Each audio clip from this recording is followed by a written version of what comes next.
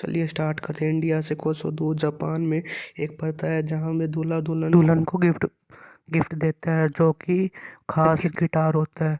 जो लकड़ियाँ यहाँ नहीं मिलती, जो यहाँ से ट्रांसपोर्ट करके में चाइना से इंपोर्ट करके मंगाया जाता है। लेकिन इस चाइना से इंपोर्ट करके इंडिया के मद्रास से ट्रांसपोर्ट करके मद्रास से किसी भी चेक पोस्ट से लेके चेन्नई के नमक एक टीम को दिया जाता है, जो कि शीशाचलम के एक जंगलों में रहते हैं। इस लाल चंदन यानी महंगी लकड़ी को निकाल के जापान तक इंपोर्ट करता है। और इसी साथ एंट्री होती है मेन कैरेक्टर में पुष्पा, जो कि अपने ट्रक में लाल चंदन की तस्करी करता है, जो शीशाचलम के जंगलों से भागता हुआ पुलिस लग जाती है। तभी एक वक्त ऐसा आता है कि पुलिस को रास्ता रोक लेते। पुष्पा उन्हें कहता है कि 20,000 लो और पूरा गेम ख़त्म करो। लोग उसकी बात नहीं मानते, लड़ाई करते हैं। तभी 20 नहीं तो 30 नहीं तो 50, कम से कम 50 मान जाओ, पर पुलिस नहीं मानते। तब उनको लड़ाई करते हैं, तभी उनको गाड़ी में डाल देते। तभी पुष्पा कहता है कि 1 लाख कैसा होगा, तुम क्या सोच रहे हो, तुम सबको 1 लाख, तुम सबको अलग अलग को 1 लाख। तब ये लाइन सुनते ही पुलिस गाड़ी रोक देते और कहते कि साहब आप हो कौन, अभी वैसे जंगलों में कैसे आना हुआ। तभी वो कहता है कि पुष्पा नाम है मेरा, याद रखने की कोई ज़रूरत नहीं, बस अपने काम से काम रखो। जिसके बाद कहानी शिफ्ट होती है 1 साल पीछे, जहाँ हमें देखने को मिलता है कि पुष्पा नाम का एक व्यक्ति मिल में काम करता है और अपने ब्रेक टाइम में चाय को पीने की अपने टांग पे टांग रख के बैठा होता है।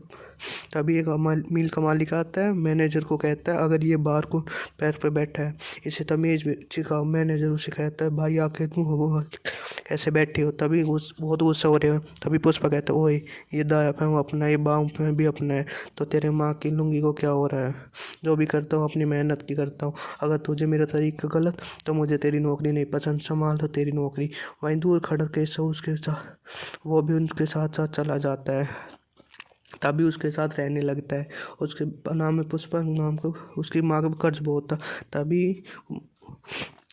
मेरा पैसा कब देगी, और इतने मेहनत पैसा नहीं चुकता गया। तभी पुष्पा अपनी भैंस को 5,000 में बेच देता है। तभी उस मुनीम को उसको पैसे चुकाता है और साथ में ये कहता है कि जब तूने पैसे मांगे तो पूरे सारे गांव को जलील किया, आज अगर तुझे पैसे मिल गए तो हर किसी को जान को। आज जब पुष्पा ने मेरे पैसे चुकता कर दिए। जाते वक्त मुनीम को कहता है कि या तो तेरी अक्कड़, या तो तुझे ज़मीन मिला देगी, या तो फिर दुनिया का राजा मिला देगी। तभी अगले दिन पुष्पा दिहाड़ी के लिए आगे दिहाड़ी के लिए खड़ा होता है। तभी 2 गाड़ियाँ खड़ी होती है, 100 की 1,000 की।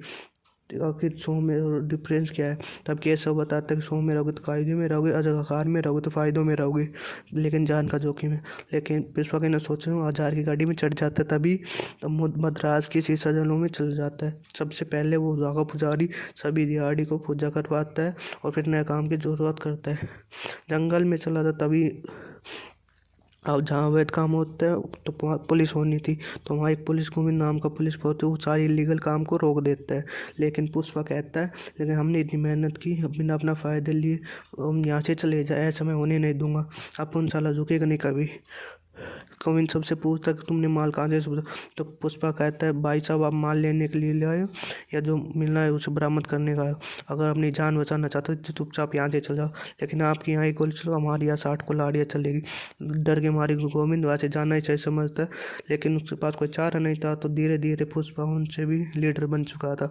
ये सब उनकी बातों को आदमी कर उसकी हामी हामी लाता था। जब वो उनकी दिहाड़ी लेने के लिए पहुंचा तो मैंने जरूर से पूछा तो अपना पैसा ले चुका, दूसरा किसकी पैसा लेने लगा। तो पुष्पा कहने लगा वो देख सिंह, वो बेटा वो अपना दोस्त है, नया मालिक है, तो उसके दिहाड़ी लेने आया।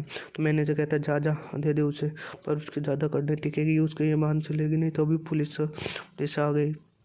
तभी पुलिस जानता था कि अगर रात डर गया तो साला मर गया, लेकिन वो सारा और उसको ट्रक को रहने लगता है। तभी उसके पीछे से काफ़ी पुलिस पड़ने लगे। तभी एक वक्त के बाद उनकी भाई अपन तो पीते हैं बात करते हैं, तब जहाँ पे पुलिस स्टेशन उसकी खूब पिटाई करते, खूब मारते उसे और बता साले तूने ये कहाँ से लकड़ी कहाँ से चुराई। पुष्पा कहता अगर मैंने बताया तो मालिक मार देगा। अगर मालिक कौन है, मालिक तो मैं ही है, अपन तो मालिक कौन कौन है सकता है। और काफ़ी पिटाई बांधने के बाद वो पुष्पा अपना मुंह नहीं खोलता, और अगर उसने उनका लकड़ी से वरा कहाँ पर डाल दिया। तभी आग पुलिस भाग कर कहता है अभी अपना मुंह ऐसा नहीं खोलता, अगर बता तेरा पूरा नाम क्या है। वो कहता पुष्पा राज। पुलिस वालों तेरा बाप का नाम क्या है। सुनते हो फ्लैशबैक याद आ गया, जो हम वो देख पाता है कि वो अपनी माँ के साथ एक स्कूल के बाद तभी एक उसके पिता ने तो डर के उड़ा मारे दे उसका हमारे कंधा पिता ऊपर को हो मार जाता उड़ा दो है। यही कारण है तो तुम्हारे पूरी नाम फिल्म में का पुष्पा मतलब का लिख कंधा दिया। हम ऊपर देखते हैं। तो वो और कहता है तभी उनके पुष्पा, ट्रक जो मालिक तेरा उनको नाम क्या, बचाने के लिए पास पुष्पा पहुंच जाता है। ये पुष्पाराज। थी रेड्डी गैंग, जो थी कि 3 भाइयों की गैंग शुरू चलाई जाती। सबसे छोटा था जॉली रेड्डी, जिसका काम था बस शबाब और शबाब, और उसका सभी अपने एक लड़की चाहिए। तभी उसका भाई था जो चक्का रेड्डी, जो धंधे में सबसे तेज और सबसे होशियार वही था। जो तीसरे नंबर पे था, सबसे बड़ा था, जो सबसे खुकार था, कोंडा रेड्डी। एक दिन वो दुश्मन से बदला लेने के लिए उन्होंने जिस जिम में बम डाला, उसके बम से उसका हाथ भी चला गया, लेकिन बदला वो लेकर रहा। यही है रेड्डी गैंग का। ऋषिलाल चंदन को तस्करी करता था, जो जॉली उसे कहता था, लेकिन तुम्हारी मालिक कहाँ छुपा है, जल्दी से हमें बता। तो पुलिस वाले में कहते थे, हमने उसने खूब पूछा लेकिन उसने कुछ नहीं बता। तभी पुष्प कहता, ओए पुलिस वाले के साल का कितने का मत 60,000, तुम क्या बताता तो क्या बताता, इसको बताएंगे तो कुछ तो मिलेगा। तुम तो 5 लाख में डील डन करते हो, तुम मुझे 5 लाख दो, मैं तुम्हारी डील डन करता हूँ। तभी उसमें 5 लाख दो, मैं तुम्हारी 5 लोग तुम्हें 5 लाख दूँ, चल भाग यहाँ से, ज़्यादा बोलेगा तो तुम्हारी लाश यहाँ से काट दूँ। तुम जानता नहीं हम कोंडा रेड्डी के आते हो। तुम पुष्प बोलते तुम हम लकड़ी का बनते हो, तो कोंडा रेड्डी तुम्हें आकर बताएगा। तभी रेड्डी गैंग उनको बात माने, जो उनको पुष्पा लेके जाता है उसी सुनसान जंगल में एक छोटे से कुएं के पास, जो अपना ट्रक लेके जाता था। तो पुलिस से बचने के लिए उसने पुलिस को लकड़ी से भरा ट्रक उस कुएं में पटक दिया। उसका शानदार दिमाग और दिलेर देख के उसको 5 लाख देते पूरा। जब पुष्पा अपने घर जाने पर तो उस वैन के अंदर बैठ जाता, तो जॉली उसे कहता है, वो कहाँ पे घुस जाता है, दिहाड़ी मजदूर है तू, ये कि हमारे पास साथ बैठ के जाएगा, साथ बैठ के आएगा, ये ले पकड़ 20 रुपये और चल यहाँ से। तो इस बात से पुष्पा को बहुत गुस्सा आ जाता है, और वो किससे पूछता है, ये गाड़ी कितने की आती है, तो कहता है ये डिब्बा 5 लाख का। तो अच्छा मेरे लिए एक लाल कलर की अच्छी वैन ले गया। तो कैसे होगा, तो भाई अगर ये हमने पैसे के साथ घर घुसा दिया तो हमको फिर गायब हो जाएंगे, हमें फिर से मजदूरी करनी पड़ेगी। तो पुष्प कहते हैं बात अब गरीब हो आ चुकी, हम आए उसी गाड़ी पे आया था, तो उसी गाड़ी पे जाएगा जब मेरे लिए गाड़ी लेगा। तो गैस उसी लाल गाड़ी में बैठ के आ गया। तभी उसकी माँ को अपनी गाड़ी दिखाते और सब लोग बहुत खुश हो जाते। लाल चंदन के बड़े तगड़े को पुलिस को बचाने के लिए जो दिलेरी दिखाई, इसलिए कोंडा रेड्डी ने खुद अपने पास बुलाता है। तो ये कोंडा रेड्डी की मीटिंग चल रही थी, जो कुछ और ट्रक चलाने वाले पुलिस की जगह पर आने वाले जो सारा माल छोड़ के भाग गए थे, और करीब 10 टन माल उन्होंने पकड़ लिया था। तो उनको काफ़ी ज़्यादा बहुत छो आ रहा था। तभी पुष्पा कहता अगर नाचना ना आए तो गाने को नहीं बोलते, अच्छी प्लानिंग है तुम्हें जीतने को बोला। तो कोंडा कहता अगर तुम्हारे पास इतना दिमाग तो पता आइडिया क्या। तो पुष्पा कहता मैं कोई अचार थोड़ी बांट रहा हूँ जो सबके साथ बांट दूँ, आइडिया है वो अकेले में बताऊँगा। वो आइडिया था दूध के टैंकर को आधा आधा करके उसके नीचे के पार्ट को चंदन की लकड़ी को बांट कर उसको दूध डालकर चेक पोस्ट से यूँ ही निकाल देने का। ऐसा करते करते काफ़ी दिन हो गए, ये लोग धीरे धीरे माला माल हो गए। तभी पुलिस के नाके नीचे सारा माल लेके गए और उनको खबर तक नहीं पहुंची। वहीं पुष्पा को दूध बेचने वाली एक लड़की जिसका नाम था श्रीवल्ली, तो उससे प्यार हो जाता और वो रोज़ कैसे को बात उसको उठ के देखा, क्या उसको हंसी, क्या वो उसको देखने के लिए क्या था, कोई को झूठ बोलता था नहीं भाई अभी तक तो नहीं देखा, दिल रखने के लिए तुम मुझसे बोल सकता है कि मुझे देख सकती है। लेकिन पुष्पा मानो श्रीवल्लभी के पार में लट्टू का जो चेक होने के लिए निकल गए थे, तभी गोविंद उनके ट्रक को रोक लिया। तो ऊपर से तेरा ट्रक हाँचो, तो उसको फटा डोल अगर क्या बात है, ऐसा ऐसा ट्रक कहाँ से आया। तो दोनों ट्रक बाद तो हमारे पुष्पा को ऐसा करने के लिए बोले। तो गोविंद कहता है कि आज से तुम उसके काम कर मेरे लिए काम करेगा। साउथ साइड मूवीज़ का नाम बहुत चलन था, नामों उनके लिए देख के बहुत श्रीवल्लभ भी कुछ और लोग वहाँ पहुँचते हैं। तभी 15 रुपये 100 रुपये का बिक रहा था, तो उनके पास इतना पैसे नहीं थे। तभी वहाँ कैसे पहुँचता कि मैं तुम्हें 1000 पैसे दूंगा, तो मुझे एक छोटा सा काम करना पड़ेगा। श्रीवल्लभ कहते हैं कैशव कहता है कि तुझे मुझे दोस्त पुष्पा को एक घूर को देखना पड़ेगा, ज़्यादा टाइम मस्ती रही हो। तभी श्रीवल्लभ मना कर देती है। तभी उसके साथ भी कहती है कि 1000 रुपये में मिल रहे, मूवी देखेंगे, पॉपकॉर्न खाएंगे, सारी चीज़ करेंगे, आज को तो देखना ही तो बस। जिसके बाद वो नेक्स्ट डे पुष्पा मंदिर में जाते हुए तो भगवान में जाते हैं, और तभी तभी ठीक है नहीं देखा तो मैं ज़िंदगी पर उसको तरफ नहीं देखूंगा। तो कैसे कहता है 1000 दिया, ऐसे कैसे नहीं देखेगी। तो 1000, अरे भाई वो तो मैंने वैसे ही 1000 पुजारी को दिया कि प्रार्थना करने के लिए। तो श्रीवल्लभ भी उसे देखती है, श्रीवल्लभ भी उसको देखती है और पुष्पा राजी हो जाता है, खुश हो जाता है। तभी अचानक उसे बस लट्टू हो जाता और केशव को कहता, अरे वाह यार मेरी तो सेट हो गई, अब तो मैं चार डायरेक्ट अच्छा आई लव यू बोलता हूँ। और उसे बोलता है नहीं भाई अभी मत जाओ, अभी तो हमने प्रार्थना की है, अभी तुम झुकोगे नहीं, जाओ मत। लेकिन पुष्पा उसकी बात नहीं मानता, बस उसके पीछे हो जाता है, उसके उसके पास जाता है और उसे बोल भी कहता मैं तो तेरे को मस्त लगता है ना, और चल भी चलना, मैं तो बस तेरे को देखने लगता, तो तुम ऐसे ही बावले लग रहे थे, मैं जो केशव ने 1000 रुपये दिए थे तुम्हारे पास देखने के लिए और स्माइल देने के लिए। तभी पुष्पा अचानक से उसके पास जाता है और उसे कहता है तूने 1000 तूने पूरे बेइज्जती करवा दी, और वो क्या सोचेगी कि मैं ऐसे पैसे दे कर चीज़ खरीदता हूँ। केशव कहता है सॉरी भाई मुझसे ऐसी गलती होगी, चलो गलती हो गई तो एक काम और कर, जा उसके पास जा और 5000 दे, 5000 का ही को 5 दिन देखने का नहीं। अब उसको बोल मुझे पप्पी करे आके, अब 5000 के लालच में वो आ ही जाती, अगले पे अपनी फ्रेंड को जाकर मिल जाती है चुम्मी देने के लिए। पुष्पा कहती है उस तभी अचानक से श्रीवल्लभ उसको दे जोड़ देती है और कहने लगती है मैं अपने पति को दूंगी, मैं तुम्हें नहीं दे सकती। अब तो इतना रोने के बाद उसकी फ्रेंड वहाँ पहुँच जाती है और कहती है ये तूने क्या किया इसके साथ। मैंने पूछा मुझे क्या किया उसके साथ, मैंने उसको कुछ किया ही नहीं। तभी वहाँ लंबा चौड़ा राट करके वहाँ से लोग निकट पड़ते हैं, तभी 5000 आपसे सही कर लेकर पढ़ूंगा।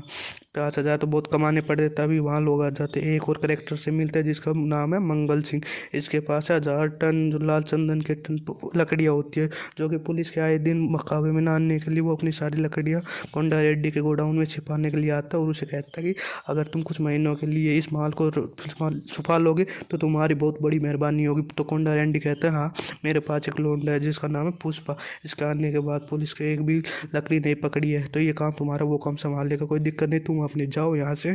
तभी गोविंद को उसको सिगरेट को ठिकाने का पता लग गया, तो वो सारे ठिकाने पुलिस को लेके चला गया था। तुरंग पुष्पा को कोंडा रेड्डी को पकड़ने चाहता था, तो ये बात पुष्पा को पहुंच जाती है और इसलिए वो भाग जाता है, सारी लकड़ियों को पानी में फेंक देता है और काफ़ी सारे पैसे केशव को देकर डैम को बंद करवाने के लिए यहाँ से भेजता है। तो जहाँ से गोविंद अपनी पूरी टीम के साथ वहाँ पहुँचता है, उसे कुछ नहीं मिलता शेरवाई बस हार के। तो 1000 टन मन शिवी के पास जाता है, तो वो उनको उस पार्टी में इनवाइट करता है, तो बहुत बड़े बड़े लोग आते हैं, पॉलिटिशियन पुलिस वाले लोग उसे देखते हैं और उसे मिलते हैं।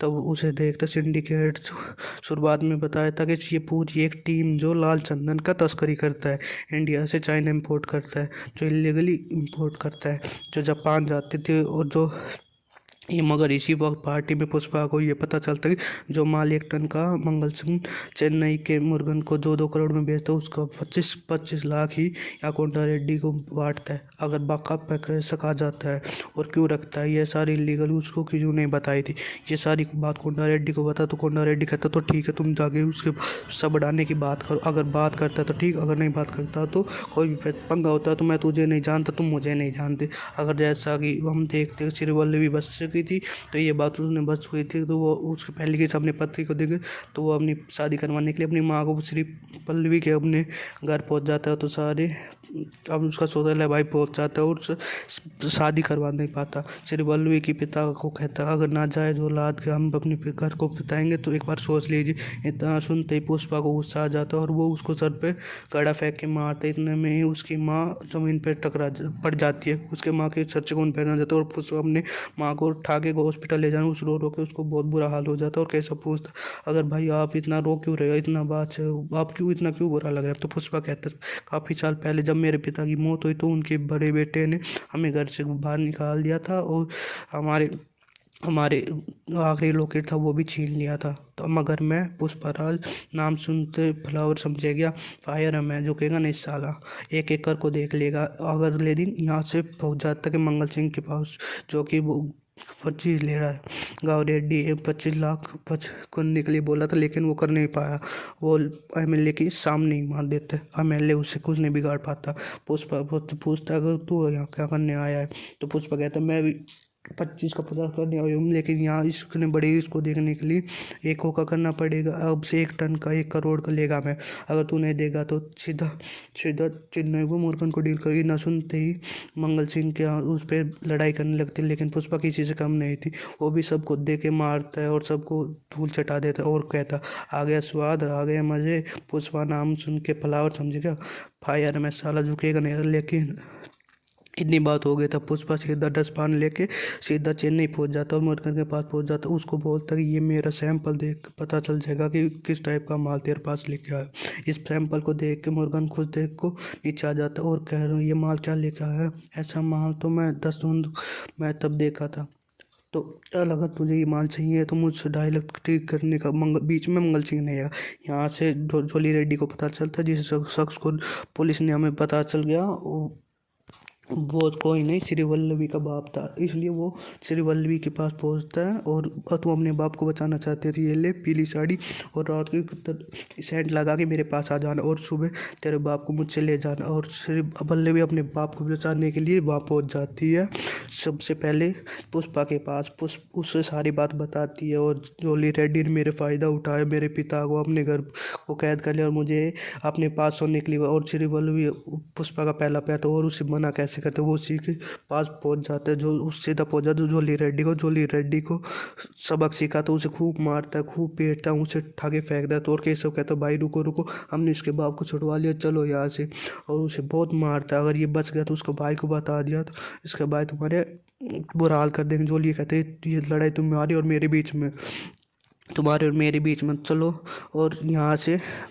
और कह देता तुम आ जाना, अपने भाई को मत बताना ये बात हमारे बीच में है। तो फिर आता है इस मूवी का सबसे मस्त और फेवरेट और वायरल सॉन्ग जो आपको सुना ही होगा। बस ये सॉन्ग सुन के लोग बहुत फेमस हो रहा है। और जो कोंडा रेड्डी अपने बाकी लोगों को देखता है और कहता है इसको मारा किसने, वो हॉस्पिटल में पहुंचता है और इसको मारा किसने, लेकिन उस अपने बाप को छुड़वा के लेके गई थी एक लड़की और मैं जानता हूँ वो लड़की कौन थी और ये जोली का हाल किसने किया। तभी तभी हम देखते हैं कि पुष्पा और केशव को बात कर रहे थे कि हमने जोली की हालत जो कि जो कोंडा रेड्डी हमें उसके लिए कभी माफ़ नहीं गई, इसलिए कोंडा रेड्डी उसके पास पहुंच जाता है और बोलता है पुष्पा कल हवाले का पैसा जो तेरे पति से हम लेने वाले थे कि उसका हाफ नोट तुम्हारे पास पड़ा।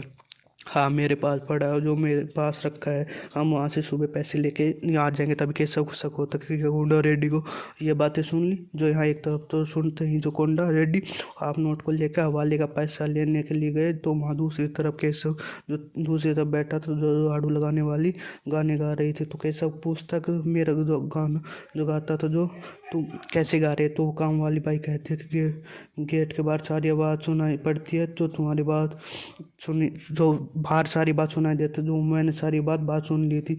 तो उसको पता चलता है तो वो बहुत बुरा लगता है, तो वो उसके पास मैसेज करता है कि वो खतरे में है। तभी पुष्पा उस मैसेज को देख तो लेता है, पर कोंडा रेड्डी को उसको बहुत मारते हैं। तभी अगर दूसरी तरफ से मंगल सिंह के आदमी आते हैं तो कोंडा रेड्डी को मारते हैं। तभी वो आए तो पुष्पा को जान से मारने के लिए तो डायरेक्ट डेली मुर्गन को किया, तो कोंडा रेड्डी बीच में वैसे ही मारा जाता है।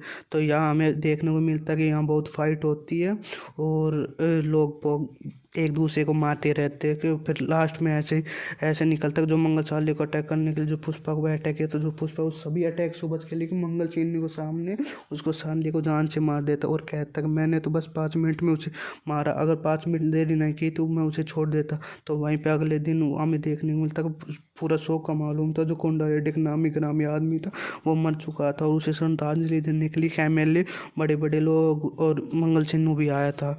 यहाँ हमें देखने को मिलता मंगल सिंह कोंडा रेड्डी और उसके भाई कोंडा रेड्डी को देखने को मिलता है। हमें उसकी बॉडी चाहिए और साथ ही पुष्पा को जो हमें साथ धोखा किया था, ये काम हमारा था कि लकड़ी पहुंचाना, लेकिन ये बीच में क्यों आया। तो पुष्पा कहता है मंगल सिंह भी कोई कम नहीं, हमें 25 लाख देने के लिए 1 टन माल लेने के लिए 2 करोड़ में बेचता। कहा ये दगाबाजी नहीं है कि सिंडिकेट में हर किसी को अपना पैसे मिलने चाहिए बराबर। एमएलए ये लो जो आपके साथ 3 करोड़ कमीशन के लिए, अगर मैं सिन्नू की जगह आ गया तो मैं सभी को माला माल कर दूँगा, एक बार मुझ पर विश्वास तो करके देखो। कहा आज तक मैंने रखवाली करने के लिए कोई पुलिस वाले एक भी लकड़ी का टुकड़ा लेके जाए तो एमएलए भी पुष्पा की बात में दम लगता है। तो वो सिंडिकेट का मेन हेड जो मंगल सिन्नू की जगह पुष्पा राज को बना देता है, जिसके बाद हमें पुष्पा के हर जगह नाम ही नाम हो जाते हो। तो पुष्पा इन सभी को देखने के लिए एक भैरव सिंह शेखावत पहुंच चुका था, जो भी मेन करावट था। तो वो हमें देखने को मिलता है कि जॉली को जो उसके साथ शुरू में पैसों की सेटिंग बैठा के रख ली तो धंधे में कोई बात नहीं होगी। अब वो इसलिए कोका लेके लिए भैरव सिंह से पहुंच गया। तब मैंने कुछ कम लग गया, तब उसी लोग नोट गिनते हैं तभी और लोग कहते हैं कि कुछ कम लगते, तो भैरव सिंह देखते कुछ तो कम लग गया मैंने। ये इतने पैसे कहाँ से आ गए, इसके सफ़ेद शर्ट भी सफ़ेद है, मेरा भी सफ़ेद है, बस फ़र्क पता कैसा है कि ब्रांड में, बस इसके कंधे में कोई ब्रांड नहीं है, ये मेरे कंधे पे बस ब्रांड, ब्रांड यानी नाम। तभी पुष्पा को ये बात सुन के गुस्सा आता है और मुट्ठी बीच लाता है, तो भैरव कहता है मुट्ठी मत बीच, मुट्ठी बीचने का बस बस मेरा काम है, चल मुट्ठी को, वरना नहीं यही मुट्ठी में ही गोली मार दूंगा। और कितनी बार कम पड़ रहा है साहब, तो पुष्पा कहता कि सर नहीं, साहब नहीं, सर बोल तो खुद भी कायदे में रहेगा और अपनी शादी में भी जाएगा, और यहाँ से मैं डिसाइड करूँगा कि कितना पैसा मेरे को लेना, कि कितना पैसा तुम्हें देना, कि कौन सी डील कब करनी है, कि कब कब नहीं करनी। आ गया तुम्हारे समझ में, चलो निकलो तुम यहाँ से सब। तभी पुष्पा की आँखें चन्नी में, पुष्पा को कोई भी बोझ नहीं था, तो पुष्पा को उसको सारी बात कह के हाँ मैं माना, तो भी उसके फ़ोन आता तो वहाँ जब कि तब पहुँच जाता और सारे पैसे उसे देता पुष्पा। और पुष्पा की शादी श्रीवल्लभ से हो गई, तो वो उसकी शादी श्री पल्लवी सोने हुआ, तो उसके भैरव के साथ उसको बैठ के दारू पी रहा, तो उसको सारी बात याद दिलाता, तो उसको सारी बात कैसे दिलाता होता है, तो उसकी माँ के नाम पे उसको सब घर के नाम पे, अपने उसके बाप के नाम पे जलील करता है। तो इस यहाँ पे सब का तो सबसे मस्त सीन, और पुष्पा अपनी बदमुंडी में अपनी बंदूक को निकाल के कहता है ऐसे कहावत, इस बंदूक में एक गोली ज़्यादा है, जिस दिन एक दिन गुस्से की मुट्ठी की थी तो उसने तेरी मुट्ठी यहाँ से गोली चल जाती है, तो यहाँ तो गोली यहाँ से, तो एक गोली अपने हाथ में मार देता है, और अब वो अपनी उस कहता है देख ब्रांड बोला था ना, ये ब्रांड मेरा खून ही ब्रांड है, वो आज भी मेरे रगों में डोल रहा है, ये मेरा ब्रांड है। शेखावत के पैरों से जमीन घिसक जाती है और उसके वो देखता है कि उसके पुष्पा उसके साथ कर क्या रहा है। पुष्पा कहता है चल रहा खोल शर्ट, तेरा शर्ट। शेखावत अपनी शर्ट खोलने लगता है, तो अगर तू बचेगा नहीं, तू जानता नहीं तू किसके साथ क्या करे, तो पुष्पा कहता है इसी बात पे तेरी पैंट भी खोल। उस पूरा नंगा खोल के वो नंगा हो जाता है, तो उसे कहता है सुन, ब्रांड आदमी अपने कर्मों से होता है, ना कि अपने पहनावे से। अगर आज मैं नंगा अपने घर वापस जाता हूँ तो 100 लोग भी मेरे सामने कहते हैं तुम नंगा जाता है, तो कुत्ता भी तक नहीं पहचान पाएगा। जो तू बोलता है कि कौन पे कितना पैसा जाएगा, कौन सी डीलिंग होगी, कब कब नहीं होगी, घंटा, अब वो सारा मैं काम खुद में कर दूंगा और खुद तुझे एक पैसा नहीं दूंगा। तो कहने को एक पुलिस वाला तुम्हारी कोई सुनेगा नहीं, तेरी कुछ औकात नहीं। वहीं अपनी मोटरसाइकिल स्टार्ट करके वहाँ से निकल जाता है और अपनी शादी के लिए पहुँच जाता है। जो पुष्पा की इज्जत करते हैं तो वो लोग उसे कपड़ा पहना लगते हैं और उसकी शादी होता है, तो उसका वो पहुँचता है तो उसका कुत्ता भी उसके भौंक रहा होता है। तो वो अपने जहाँ एक तरफ तो पुष्पा की शादी हो रही श्रीवल्ली के साथ हो रही थी, वहाँ दूसरी तरफ भैरव सिंह और शेखावत क्रोध की आग में जल रहा होता है, और वह फर्स्ट पार्ट यहीं ख़त्म होता। तो आप बताइए कि ये वीडियो कैसा लगा, और आप बताइए और मेरे चैनल को सब्सक्राइब करें, ये मेरी पहली वीडियो है, आप जल्द से जल्द सब्सक्राइब करें, और आप लोगों के लिए मैं नई से नई अच्छी से अच्छी वीडियो लेके आऊँगा। बहुत बहुत धन्यवाद, आप जल्दी से जल्दी सब्सक्राइब करें। दूसरी वीडियो मेरी श्याम सिंह रॉय होगी। बहुत बहुत धन्यवाद आप लोगों को देखने के लिए।